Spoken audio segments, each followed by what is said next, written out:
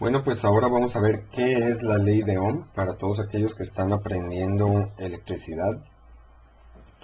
Bien, vimos en el video anterior que el principal parámetro de una fuente de energía eléctrica es su nivel de voltaje. Es muy importante eh, que conozcamos el parámetro de una fuente de corriente eléctrica. ¿Por qué? Porque el voltaje en ciertos niveles es manejable, pero hay otros niveles en los que es muy peligroso. Acuérdense que la electricidad es una energía peligrosa, pero hay ciertos niveles en los que podemos trabajar de manera segura, ¿sí?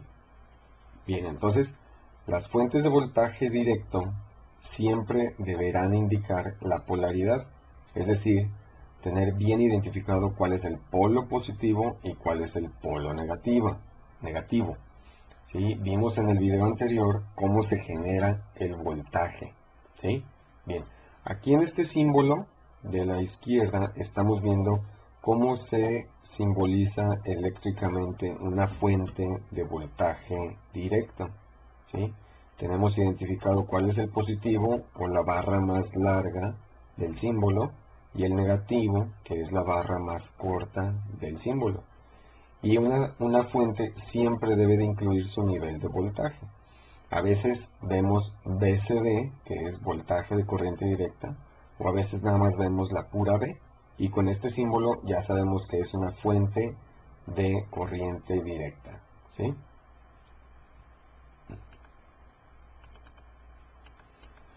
También en el video anterior vimos que existen dos formas de representar el flujo de la corriente, ¿sí?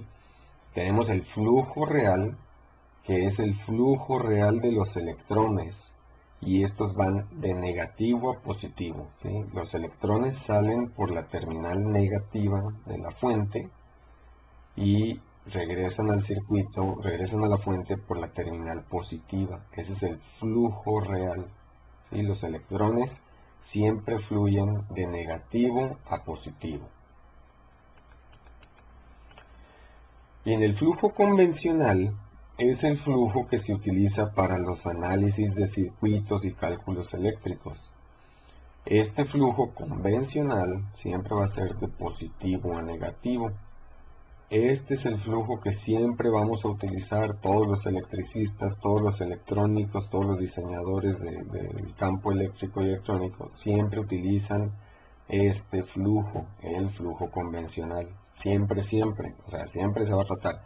La corriente eléctrica es de positivo a negativo, ¿sí? Pero el flujo real es de negativo a positivo, ¿sí? Entonces siempre vamos a utilizar el convencional, de positivo a negativo.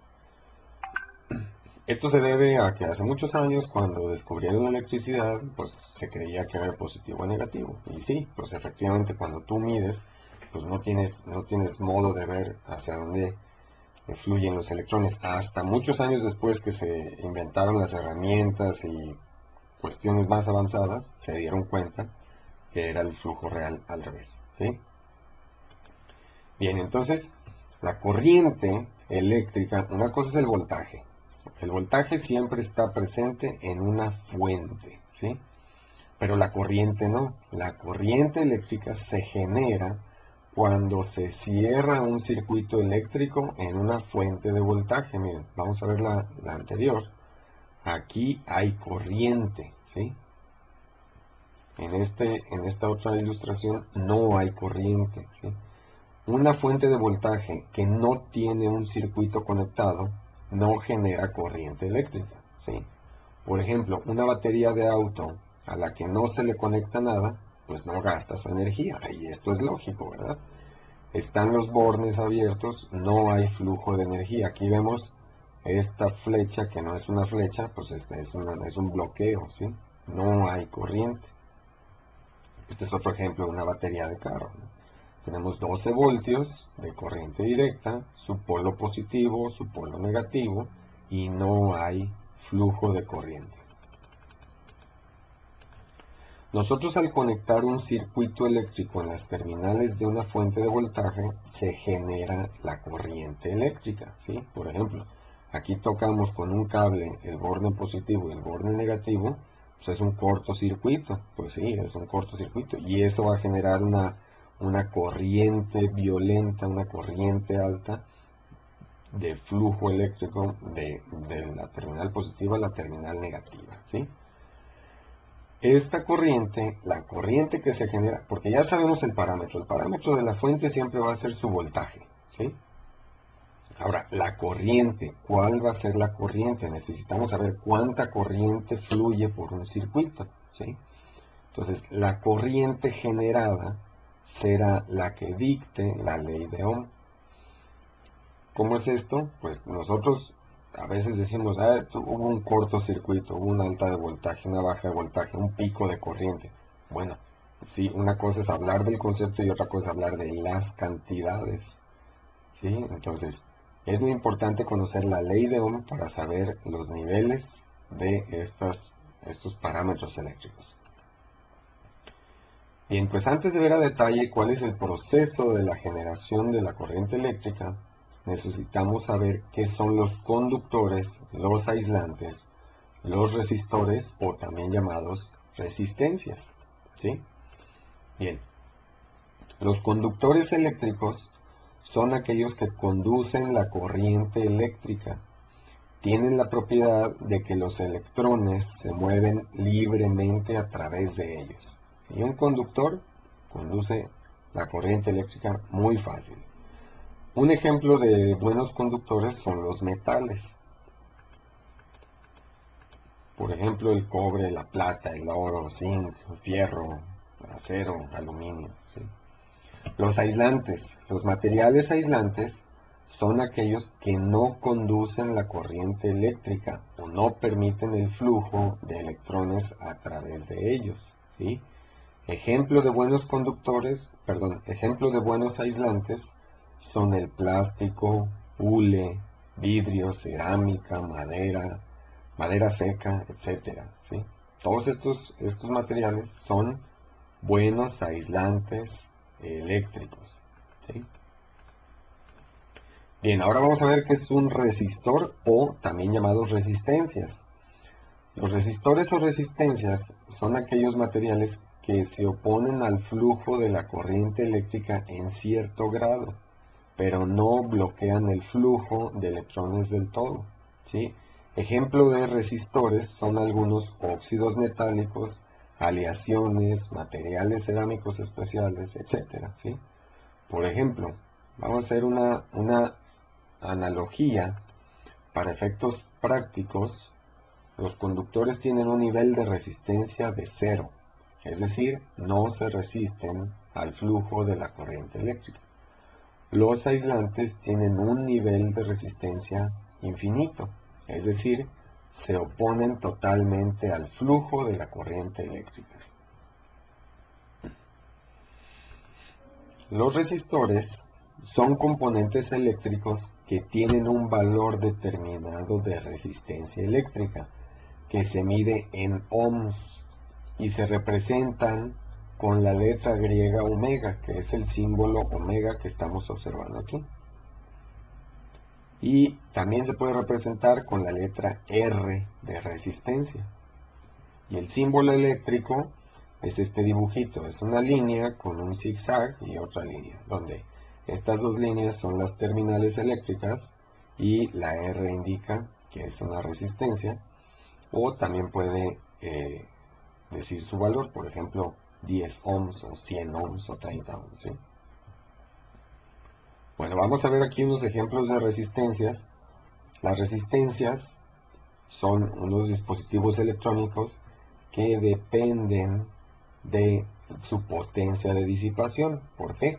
Porque yo puedo tener 10 ohms, pero no es lo mismo si yo la voy a conectar a 5 voltios o a 100 voltios o a 1000 voltios, ¿sí? Estas resistencias deben de tener una capacidad de disipación de potencia. Aquí vemos una resistencia para electrónica, que son pequeñitas, aquí está amplificada. Entonces esta medirá como unos 5 milímetros. Bueno, esta resistencia por lo general son de un cuarto de watt o medio watt, ¿sí? Entonces, por ejemplo, aquí vemos otra resistencia que le dicen resistencia de ladrillo. Esta es una resistencia de 10 watts. Sí, estas ya se les llaman resistencias de potencia. Esta es otra resistencia, también le llaman de potencia. Tienen aquí una carcasa de aluminio que ayuda a disipar el calor, ¿sí? Porque es el principal. Una resistencia lo único que hace es convertir la energía eléctrica en calor, ¿sí? Estos dispositivos son los que queman la energía eléctrica, ¿sí? Bien. Aquí abajo tenemos otras resistencias de potencia. Estas resistencias ya vienen enrollado un alambre resistivo en un núcleo cerámico y encima traen una pintura cerámica también, que estas resistencias se pueden calentar mucho y son de potencias altas, ¿no? En 1000 watts, 2000 watts, etcétera. Aquí hay otras resistencias. Estas resistencias son las resistencias que están adentro de sus celulares, de las televisiones, de las computadoras. Son resistencias muy pequeñitas, así del tamaño de un grano de sal, un grano de azúcar. Y estas son las que están montadas en las tarjetas electrónicas de sus dispositivos electrónicos, ¿sí? Bien, para medir una resistencia tenemos dos formas. Si es este tipo de resistencias que tienen unas bandas de colores, pues hay un código de colores para medir las resistencias, en el cual vamos a ver unos colores, unas franjas de color. Normalmente las resistencias más comunes tienen 4 franjas de colores. Va a haber una franja que es el color metálico, que puede ser dorado o plata, ¿sí? O rojo. Estos van hasta el final. Normalmente son dorado o plata. Este lo dejan al final. Y al principio van a tener pues el color del valor que sea, ¿no? Por ejemplo, aquí tenemos negro, entonces significa que tenemos 0. Y ya aquí anotamos un 0. Y luego tenemos rojo, entonces el rojo es 2, significa que tenemos 0,2. Y luego el verde es el multiplicador, por ejemplo tenemos 100.000. Entonces 0,2, que significa 2, por 100.000, pues son 200.000 ohms, o 200 kilo ohms, ¿sí? Bien, vamos a hacer otros ejemplos de resistencia. Por ejemplo, tenemos rojo, rojo, rojo, rojo 2, rojo 2 y rojo, que es 100. Entonces, 22 por 100, ¿cuánto es? 22 por 100 son 2200 o 2.2 kilo ohms. Kilo significa 1000. Entonces, 2200 pues son 2.2 kilo. 1000 ohms es 1 kilo ohm, ¿sí? Tenemos aquí otra que es amarillo, que es, vamos a ver, amarillo es 4. Y luego tenemos violeta, ¿qué es este violeta? Vamos a ver qué es. Que es el 7. Y luego tenemos el rojo. Amarillo, violeta, rojo. A ver, entonces amarillo 4, violeta 7 y rojo 2. O sea, 47 por 100. 47 por 100 es lo mismo que 47 con 2 ceros. Es decir, 47 con 2 ceros son 4700 ohms o 4.7 kilo ohms, ¿sí? Y finalmente tenemos esta que es café, negro, verde. Vamos a ver qué es. Café es 1, negro es 0 y luego verde es 100.000. Entonces, café negro es 1, 0, o sea, 10 por 100.000. 10 veces 100.000, pues es 1.000.000. Entonces esta es de 1.000.000 de ohms o 1 megaohm o 1000 kiloohms, ¿sí? Esto lo vamos a ver más adelante. Bien, entonces vamos a ver ahora la ley de Ohm. La ley de Ohm dice que la corriente generada en un circuito es proporcionalmente al inverso de la resistencia, ¿sí? La corriente generada en un circuito es proporcionalmente al inverso de la resistencia. Yo creo que aquí debería de ser proporcional. Es proporcional al inverso de la resistencia. En otras palabras, la corriente en un circuito es mayor cuando la resistencia es menor. A ver, cierren los ojos y piensen. La corriente es mayor cuando la resistencia es menor. Eso. ¿Sí? Bien. También hay otra forma de decirlo, ¿sí? La corriente de un circuito es menor cuando la resistencia es mayor, ¿sí? Esas tres formas. La corriente es inversamente proporcional a la resistencia. La corriente es mayor cuando la resistencia es baja. O la corriente es menor cuando la resistencia es alta. Aquí es donde ustedes, entendiendo esto, ustedes se convierten en la mitad de un ingeniero electricista. Es lo primero que tienen que entender, ¿sí? Bien, todo esto que dijimos en tres frases diferentes se puede expresar matemáticamente con la ley de Ohm, que dice que la corriente es igual al voltaje entre la resistencia. O aquí podemos verlo. La corriente es directamente proporcional al voltaje e inversamente proporcional a la resistencia.